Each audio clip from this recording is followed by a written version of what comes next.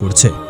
এভাবে তিনি তার কওমের লোকেদেরকে একাধারে 40 বছর পর্যন্ত দাওয়াত দিলেন, কিন্তু তার এই দাওয়াত ও প্রচেষ্টা সম্পূর্ণ ব্যর্থতায় পর্যবসিত হল। কোনো মানুষ আল্লাহ রব্বুল আলমিনের প্রতি ঈমান আনয়ন করল না। অতঃপর হজরত ইউনুস আলাইহিসসালাম আল্লাহ রব্বুল আলমিনের দরবারে 2 হাত তুলে প্রার্থনা জানালেন, হে মাবুদ, তুমি এই অবাধ্য লোকেদের উপর গজব নাজিল করো। হজরত ইউনুস আলাইহিসসালামের এই রূপ দেওয়ার পরিপ্রেক্ষিতে আল্লাহ রব্বুল আলমিনের তরফ থেকে তাকে জানিয়ে দেওয়া হলো, হে ইউনুস, আমি যথাসময় তাদের উপর গজব নাজিল করব। এ ব্যাপারে তুমি তাড়াহুড়া করিও না। হজরত ইউনুস আলাইহিসসালাম বললেন, হে মাবুদ, আপনি কোন দিন তাদের উপর গজব নাজিল করবেন? আল্লাহ রব্বুল আলমিনের পক্ষ থেকে তাকে উত্তর দেওয়া হলো, যখন সময় হবে ঠিকই আমি তাদের উপর গজব নাজিল করব। এরপর একদিন হজরত ইউনুস আলাইহিসসালাম রাস্তা দিয়ে কোথাও যাচ্ছেন, এমন সময় তার সাথে কতিপয় কাফেরের দেখা হলো। তারা তাকে বিদ্রুপের সঙ্গে জিজ্ঞাসা করল, হে ইউনুস, তোমার আল্লাহর তরফ থেকে আমাদের উপর গজব তো নাজিল হলো না? তোমার আল্লাহর তরফ থেকে আমাদের উপর নাকি গজব আসবে, কিন্তু কই, গজব তো আসছে না। আমরা গজবের আশায় বসে আছি, আর অপেক্ষা করতে করতে একেবারে অতিষ্ঠ হয়ে গিয়েছি। তুমি তাড়াতাড়ি তোমার আল্লাহকে বলো আমাদের উপর যেন তিনি জলদি গজব নাজিল করেন। প্রতিনিয়ত হযরত ইউনুস আলাইহিস সালাম এ ধরনের বিদ্রুপমূলক কথা শুনতে শুনতে একেবারে অতিষ্ঠ হয়ে উঠলেন। তার আর সহ্য হচ্ছিল না। ওদিকে আল্লাহ রাব্বুল আলামিনের পক্ষ থেকেও গজবের সুনির্দিষ্ট তারিখ সম্পর্কে তাকে কোনো কিছুই আভাস দেওয়া হচ্ছিল না। তার লজ্জা ও দুঃখ ক্রমশই বেড়ে চলল। অবশেষে তিনি একদিন সিদ্ধান্ত নিলেন এই দেশ ছেড়ে তিনি চলে যাবেন। সে মতে একদিন তিনি আল্লাহ রাব্বুল আলামিনের অনুমতি ব্যতীতই নিজের পুত্র ও স্ত্রী সন্তানকে নিয়ে বাড়ি থেকে বের হয়ে পড়লেন। চলে যাবেন অজানা কোনো দূর দেশে। কিন্তু হযরত ইউনুস আলাইহিস সালামের এই কাজটি আল্লাহ রাব্বুল আলামিন তেমন পছন্দ করলেন না। তখন তার উচিত ছিল আল্লাহ রাব্বুল আলামিনের পক্ষ থেকে অনুমতি নেওয়ার। আল্লাহ রাব্বুল আলামিন তাকে অনুমতি দিলেন তারপর দেশ ত্যাগ করে অন্যত্রে চলে যাওয়ার। এদিকে হযরত ইউনুস আলাইহিস সালামের স্বদেশ ত্যাগ করার পরে হঠাৎ একদিন দুপুরবেলা সেই দেশে একটি ভীষণ অবস্থার সৃষ্টি হলো। কোথা থেকে অনেকগুলো মেঘখণ্ড এসে একত্রিত হলো এবং ঘোর কৃষ্ণবর্ণ ধারণ করে সারা দেশকে অন্ধকারচ্ছন্ন করে ফেলল। দেশের লোকজন এমন দৃশ্য আর কোনোদিন দেখেনি। এই দৃশ্য দেখে তারা অত্যন্ত ভীত ও শঙ্কিত হয়ে পড়ল। দেখতে দেখতে সেই মেঘরাশির ভেতর থেকে বিদ্যুৎ চমকাতে শুরু করলো এবং কামানের গোলার নে গর্জন করে বজ্রপাত শুরু হয়ে গেল। মনে হচ্ছিল যেন সেই প্রলয়নকারী প্রবল মেঘ দুনিয়ার সব কিছুই গ্রাস করে ফেলবে। মেঘের গর্জন ক্রমশই এমন ভয়ঙ্কর হয়ে উঠছিল যে তার এক একটি আওয়াজ মানুষ ও পশু পাখি সকলের হৃদয়ের মধ্যে প্রবল কম্পন ধরিয়ে দিচ্ছিল। আতঙ্কে হতবুদ্ধি হয়ে মানুষ এদিক সেদিক ছোটাছুটি করতে আরম্ভ করে দিল। এই সর্বগ্রাসী বিপদ থেকে কোথায় গিয়ে আশ্রয় নেবে তারা তা ঠিক করতে পারছিল না। সকলেরই মনে হতে লাগলো যে এটা আর কিছুই নয়, হযরত ইউনুস আলাইহিস সালাম যে তাদেরকে বারবার আল্লাহর গজবের ভয় দেখিয়েছিলেন, নিশ্চয়ই এটা সেই আল্লাহ রাব্বুল আলামিনের প্রেরিত গজব। তখন তারা বুঝতে পারল হযরত ইউনুস আলাইহিস সালাম একজন আল্লাহর সত্য নবী ছিলেন এবং তার ভবিষ্যৎবাণীও সত্য ছিল। এরপরে তারা আর্তনাদ করতে লাগলো, হায় হায়, এখন আমরা কি করব? কে আমাদেরকে এই বিপদ থেকে রক্ষা করবে? হযরত ইউনুস আলাইহিস সালাম তো দেশ ত্যাগ করে চলে গিয়েছেন। দেশে থাকলে না হয় তার কাছে গিয়ে কান্নাকাটি করে তার হাত পা ধরে বলতাম, হে ইউনুস, আমরা তোমার কথা না শুনে অন্যায় করেছি, আর এখন থেকে আমরা তোমার সকল উপদেশ মেনে চলব। তুমি আল্লাহ রাব্বুল আলামিনের নিকট সুপারিশ করো যাতে তিনি আমাদেরকে এই বিপদ থেকে রক্ষা করেন। কিন্তু এখন আমরা হযরত ইউনুস আলাইহিস সালামকে কোথায় পাব? তিনি তো দেশ ত্যাগ করে কোনো সুদূর অজানা রাজ্যে চলে গিয়েছে। আমরা তো তার কোনো খোঁজ খবরই জানি না। ইউনুস আলাইহিস সালামের কওম এইভাবে সম্পূর্ণরূপে হতাশ ও নিরাশ হওয়ার পরে পরস্পর পরামর্শ করে একটি সিদ্ধান্ত নিল যে, হে সম্প্রদায়ের লোকেরা, আসুন আমরা একটি কাজ করি। হযরত ইউনুস আলাইহিস সালাম যেভাবে মাথা নত করে আল্লাহ রাব্বুল আলামিনের দরবারে প্রার্থনা করতেন, আমরাও সেরূপ করে দেখি।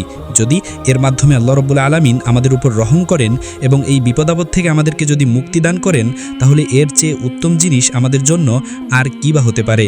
তখন সকলেই একত্রিত হয়ে সিজদাতে অবনীত হয়ে আল্লাহ রাব্বুল আলামিনের দরবারে প্রার্থনা করতে লাগলো, হে আমাদের মালিক ও প্রতিপালক, আমরা চরম অপরাধী, আমাদের পাপের কোনো শেষ নেই। হযরত ইউনুস আপনার নবী আমাদেরকে সত্যের পথ দেখিয়েছিলেন, কল্যাণ ও মঙ্গলের পথে আহ্বান করেছিলেন, কিন্তু দুর্ভাগ্যবশত আমরা তার বিরোধিতা করেছিলাম এবং তার কোনো কথাই আমরা গুরুত্ব দেইনি, যার ফলশ্রুতিতে আমরা নিজেরাই নিজেদের ডেকে এনেছি।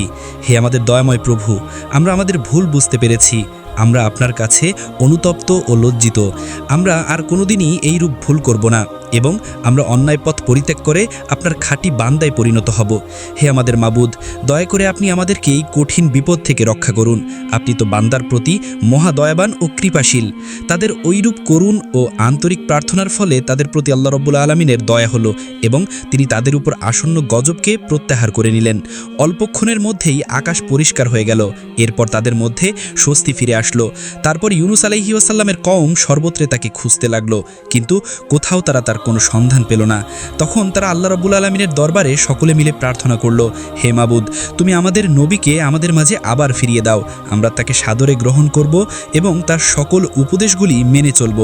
হযরত ইউনুস আলাইহি ওয়াসাল্লামের কওমের মতো এরূপ বিশাল একটি জাতি একত্রে ঈমান গ্রহণ করার ঘটনাটি ছিল সত্যি পৃথিবীর ইতিহাসে বিরল। হযরত আবু বকর রাদিয়াল্লাহু তাআলা আনহু হতে বর্ণিত একটি হাদিসের মাধ্যমে জানা যায়, হযরত রাসূল আকরাম সাল্লাল্লাহু আলাইহি ওয়াসাল্লাম বলেছেন, হযরত ইউনুস আলাইহি ওয়াসাল্লামের কওমের মধ্যে প্রাপ্তবয়স্ক ও বুদ্ধিমান পুরুষের সংখ্যা ছিল 1 লক্ষ। এছাড়া নারী ও বালক বালিকার সংখ্যা ছিল প্রায় 3 লক্ষ।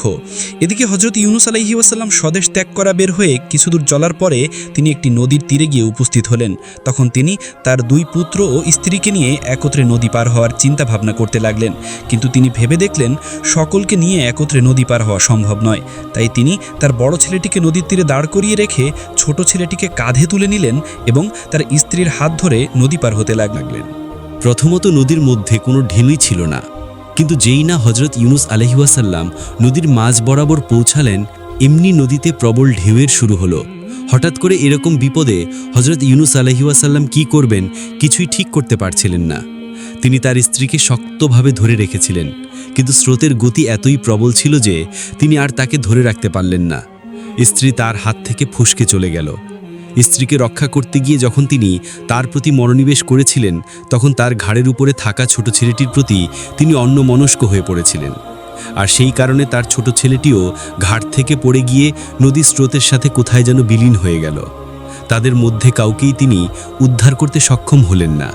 তখন নদীর পাড়ে রেখে আসা বড় ছেলেটিকে উদ্ধার করার জন্য যেই না নদীর পাড়ের নিকটবর্তী হলেন, তখন তিনি দেখতে পেলেন একটি বাঘ তার ছেলেটিকে আক্রমণ করে তাকে ধরে নিয়ে দ্রুত জঙ্গলের মধ্যে চলে গেল।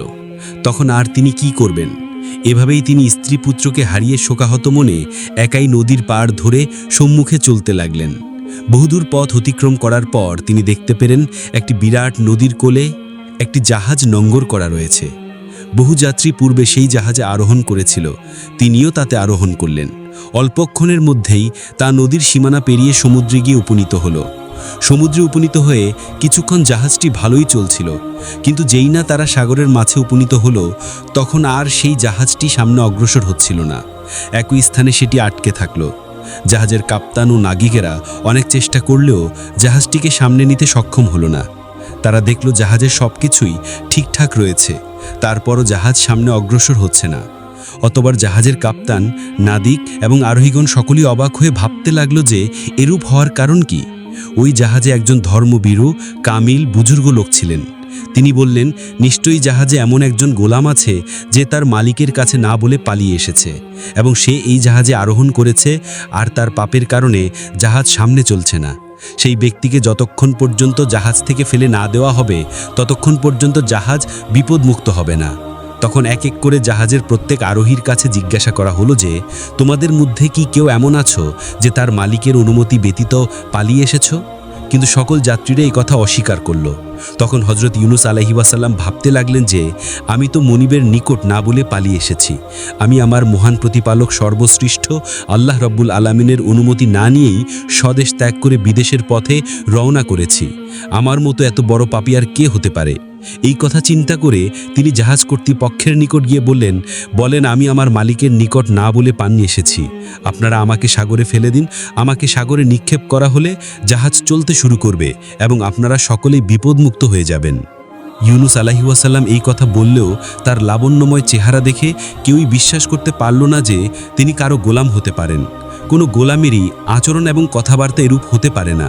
বরং তাকে সকলেই বিশেষ কোনো সম্ভ্রান্ত লোক বলে মনে করতে লাগলো। কিন্তু হজরত ইউনুস আলাইহিস সালাম যখন নিজেকে বারবার অবাধ্য গোলাম বলে তাদের নিকট প্রকাশ করতে লাগলো, তখন জাহাজের লোকজন বাধ্য হয়ে একটি সিদ্ধান্ত নিল যে সেই অবাধ্য লোকটিকে ধরার জন্য লটারি করা হবে। এরপর তারা লটারি করলো, কিন্তু যতবারই তারা লটারি করলো প্রত্যেকবারই হজরত ইউনুস আলাইহিস সালামের নাম উঠল। তখন তাদের কাছে হজরত ইউনুস আলাইহিস সালামকে সমুদ্রে নিক্ষেপ করা ছাড়া আর কোনো উপায় ছিল না। অতএব তারা তাকে সমুদ্রে নিক্ষেপ করল। সমুদ্রে নিক্ষেপ করার সাথে সাথে জাহাজটি আবার পূর্বের নেই চলতে আরম্ভ করল এবং জাহাজের সকল যাত্রীরা বিপদমুক্ত হয়ে গেল।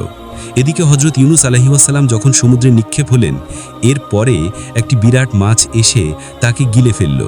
দুর্যোগের উপরে যেন মহাদুর্যোগ, বিপদের উপর বিপদ। হজরত ইউনুস আলাইহিস সালাম দেশ ত্যাগ করে বের হওয়ার পরে প্রথম তিনি নিজের স্ত্রী পুত্রকে হারিয়েছেন। এরপর তিনি নিজেই সমুদ্রে নিক্ষেপ হয়ে মাছের পেটে চলে এসেছেন। এর চেয়ে বড় বিপদ আর কি হতে পারে?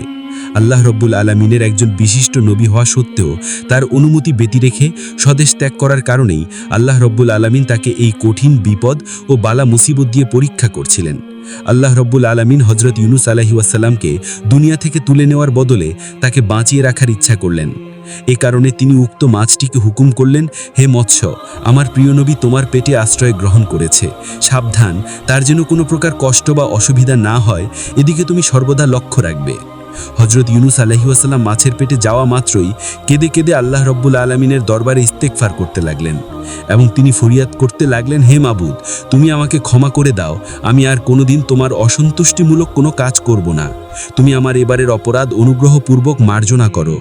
তিনি এভাবে আল্লাহ রব্বুল আলামিনের দরবারে কাকুতি মিনতি করছিলেন আর বারবার একটি দোয়া পড়ছিলেন, লা ইলাহা ইল্লা আনতা সুবহানাকা ইন্নী কুনতু মিনাজ জালিমিন। হে আল্লাহ, আপনি ছাড়া কোনো মাবুদ নেই, আপনি পবিত্র আর আমি জালিমদের অন্তর্ভুক্ত। এভাবেই একাধারে হজরত ইউনুস আলাইহিস সালাম মাছের পেটে 40 দিন কাটালেন এবং ইউনুস আলাইহিস সালাম মাছের পেটে থেকে বিরতিহীনভাবে এই দোয়াটি পাঠ করে যেতে লাগলেন। তিনি বুঝতে পারছিলেন না কখন দিন হচ্ছে আর কখন রাত হচ্ছে। 40 দিনে হজরত ইউনুস আলাইহিস সালাম সর্বমোট 1,40,000 বার এই দোয়াটি পাঠ করেছিলেন। শেষ পর্যন্ত আল্লাহ রাব্বুল আলামিনের দয়া ও কৃপা হজরত ইউনুস আলাইহিস সালামের জন্য উঠে উঠল। তিনি তার প্রিয় বান্দার এই রকম অবস্থায় আর অবিচল থাকতে পারলেন না। তখন তিনি ওহির মাধ্যমে তাকে জানালেন, হে ইউনুস, তুমি যে দোয়াটি পাঠ করেছিলে, এই দোয়াটি যদি তুমি পাঠ না করতে তাহলে কিয়ামতের আগ পর্যন্ত তুমি মাছের পেটেই থাকতে, কোনোদিন মুক্তি পেতে না। আল্লাহ রাব্বুল আলামিন কুরআনুল কারিমে ঘোষণা করেছেন, আমি ইউনুসের ডাকে সাড়া দিলাম এবং তাকে বিপদমুক্ত করলাম, আর এভাবেই আমি মুমিনদেরকে বিপদমুক্ত করে থাকি। 40 দিন যাবৎ হজরত ইউনুস আলাইহিস সালাম মাছের পেটে কোনো রকমের খাবার বা পানীয় গ্রহণ করেননি। আল্লাহ রাব্বুল আলামিনের তাসবিহ ছিল তার একমাত্র খোরাক। আল্লাহ তাআলা হজরত ইউনুস আলাইহিস সালামের প্রতি কৃপা প্রদর্শন এবং তার দোয়া কবুল করার সঙ্গে সঙ্গে মাছটির পেটে অনেক ব্যথা ও বেদনা শুরু হয়ে গেল। মাছটি ব্যথা ও যন্ত্রণায় অস্থির হয়ে পড়ল। এরপর আল্লাহ রাব্বুল আলামিনের নির্দেশে একটি জনমানবহীন মরুময় দ্বীপে মাছটি হজরত ইউনুস আলাইহিস সালামকে উদ্গীরণ করে দিল এবং এভাবেই সে নিজের পেটের বেদনা থেকে মুক্তি লাভ করল আর শান্তি ও স্বস্তির মুখ দেখল। হজরত ইউনুস আলাইহিস সালাম তখন প্রায় জীবন্ত মৃত্যুর মতো অবস্থা প্রাপ্ত হয়ে পড়েছিল। সামুদ্রিক মাছ ইউনুস আলাইহিস সালামকে নির্জন দ্বীপে উদ্গীরণ করে দিয়ে সমুদ্রে চলে গেল। মাছটি ইউনুস আলাইহিস সালামকে যে দ্বীপে উদ্গীরণ করে দিয়েছিল সেই দ্বীপে না ছিল কোনো জনমানবের চিহ্ন এবং না ছিল কোনো গাছগাছালির চিহ্ন। দীর্ঘ 40 দিন মাছের পেটে অবস্থা করার কারণে ইউনুস আলাইহিস সালামের শরীরের চামড়াগুলি একেবারে পাতলা হয়ে গিয়েছিল। দ্বীপটি মরুময় হয় এবং গাছপালা না থাকায় রৌদ্রের তাপ হজরত ইউনুস আলাইহিস সালামের শরীরে সরাসরি পতিত হতে লাগলো আর এতে তিনি অনেক কষ্ট ও যন্ত্রণা অনুভব করতে লাগলেন। অপরদিকে ক্ষুধা ও তৃষ্ণাতেও তিনি একেবারে কাতর হয়ে পড়েছিলেন। কিন্তু তিনি কি খাবেন? সমুদ্রের পানি ছিল লবণাক্ত এবং আশেপাশে এমন কোনো খাবারও নেই যেই খাবার খেয়ে তিনি নিজের শরীরের শক্তি ফিরিয়ে আনতে পারেন। এমন প্রতিকূল পরিবেশে হজরত ইউনুস আলাইহিস সালামের প্রতি আল্লাহ রাব্বুল আলামিনের রহমত অবতীর্ণ হলো। যেখানে তিনি অর্ধমৃত অবস্থায় শায়িত ছিলেন তার একেবারে নিকটে আল্লাহ রাব্বুল আলামিন একটি লাউ গাছ উৎপন্ন করে দিলেন। দেখতে দেখতে লাউ গাছটি বড় হয়ে গেল এবং বড় হয়ে ক্ষান্ত থাকলো না, তা একটি জুপে পরিণত হলো আর হজরত ইউনুস আলাইহিস সালামের শান্তির জন্য পরম আরামদায়ক ছায়া প্রদর্শন করতে লাগলো। আল্লাহ রাব্বুল আলামিনের এই অশেষ কৃপায় ইউনুস আলাইহিস সালাম অশেষ শুকরিয়া আদায় করলেন। সেই অবস্থানে বিশ্রাম করে তার প্রাণ শীতল হয়ে গেল। একটু পরেই তিনি দেখতে পেলেন সেই গাছে কতগুলি ফল ধরল। দেখতে দেখতে সেই ফলগুলি বড় হলো। এই ফলগুলি দেখতে লাউয়ের মতো হলেও সেগুলো ছিল অত্যন্ত মিষ্ট ও সুস্বাদু। তার মধ্য থেকে আল্লাহ রাব্বুল আলামিন একটি ফল হযরত ইউনুস আলাইহিস সালামকে ভক্ষণ করার ব্যবস্থা করে দিলেন। সেই ফলটি ভক্ষণ করে ইউনুস আলাইহিস সালাম দেখলেন এমন সুমিষ্ট ও সুস্বাদু ফল তিনি জীবনে আর কখনো ভক্ষণ করেননি, কারণ এটি ছিল জান্নাতি ফল। এভাবেই আল্লাহ রাব্বুল আলামিন তার ক্ষুধা দূর করলেন। অতঃপর এবার চিন্তা করতে লাগলেন, ক্ষুধা তো দূর হলো, কিন্তু এবার তিনি তৃষ্ণা কিভাবে নিবারণ করবেন। এই চিন্তা করার সাথে সাথে তিনি দেখতে পেলেন পুষ্টপৃষ্ট স্বাস্থ্যবান একটি বকরি তার দিকে ছুটে আসছে। অতঃপর তিনি সেই বকরির দুধ পান করে তৃষ্ণা নিবারণ করলেন আর আল্লাহ রাব্বুল আলামিনের দরবারে লাখ লাখ শুকরিয়া আদায় করলেন। এভাবে কয়েকদিন পর্যন্ত হযরত ইউনুস আলাইহিস সালাম সুমিষ্ট ফল ও বকরির দুধ পান করে নিজের শরীরে যথেষ্ট শক্তি ও শান্তি অনুভব করতে লাগলেন। এমন অবস্থায় আল্লাহ রাব্বুল আলামিন তার নিকট ওহী প্রেরণ করলেন, হে ইউনুস, তুমি যেই দ্বীপে অবস্থান করছো তার অনতি দূরেই